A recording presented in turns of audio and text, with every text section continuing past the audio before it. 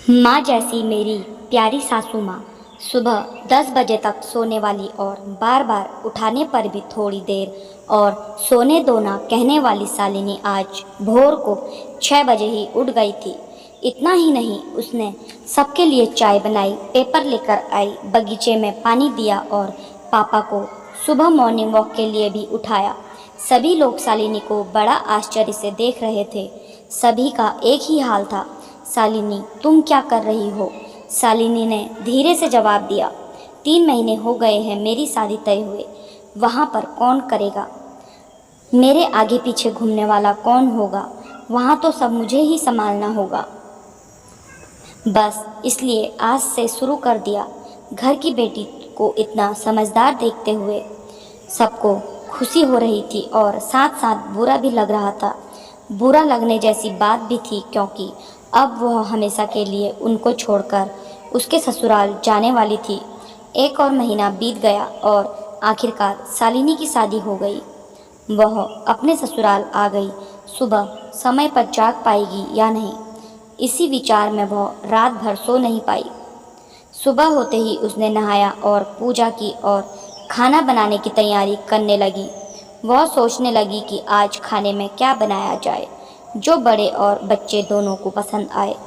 तभी पीछे से एक मीठी आवाज़ आई। शालिनी ने पीछे मुड़कर देखा तो उसकी सासू माँ थी।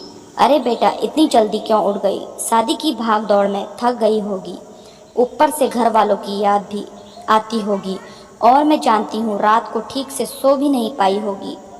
ऐसे तो तुम्हारी तबीयत खराब हो जाएगी। शालिनी मन ही मन सोचने लगी, मेरी सासू माँ तो बिल्कुल वैसी नहीं है जैसी मैं सोच रही थी। मैं तो डर के मारे कितने दिनों से सुबह जल्दी उठने का प्रयास कर रही थी। यहाँ तो परिस्थिति बिल्कुल अलग है। शालिनी ने सब काम खत्म ही किया था कि तभी सासू माँ ने आवाज़ दी, बेटा इधर आओ, देखो तो मैं क्या बना रही हूँ। मटर पनीर, पराठा और गाजर का हलवा। अरे वाह, यह तो सभी मेरी फेवरेट डिश है। शालिनी बोली।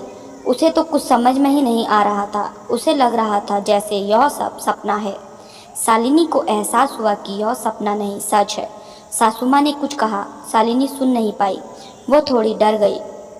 उसे डरा हुआ देखकर सासू माँ ने कहा, शालिनी जरा इधर तो आओ, यहाँ तो बैठो, मेरी बात ध्यान से सुनो और समझो। शादी मतलब लड़की की परीक्षा नहीं होती है। तुम्हारी शादी सिर्फ मेरे लड़के से नहीं हुई है। जितनी जिम्मेदारी उसकी तुम्हें खुश रखने की है, उतनी ही हम सबकी भी। हमने तुम्हें घर सिर्फ काम करने के लिए नहीं लाया है। तुम्हें क्या क्या आता है या तुम हमारे लिए क्या क्या कर सकती हो, यह सब देखने के लिए तो बिल्कुल नहीं। और हम तुम्हारी आज़ादी भी तुमसे नहीं छीनेंगे। अगर अपनी बात कर तो मुझे सिर्फ एक अच्छी फ्रेंड चाहिए थी।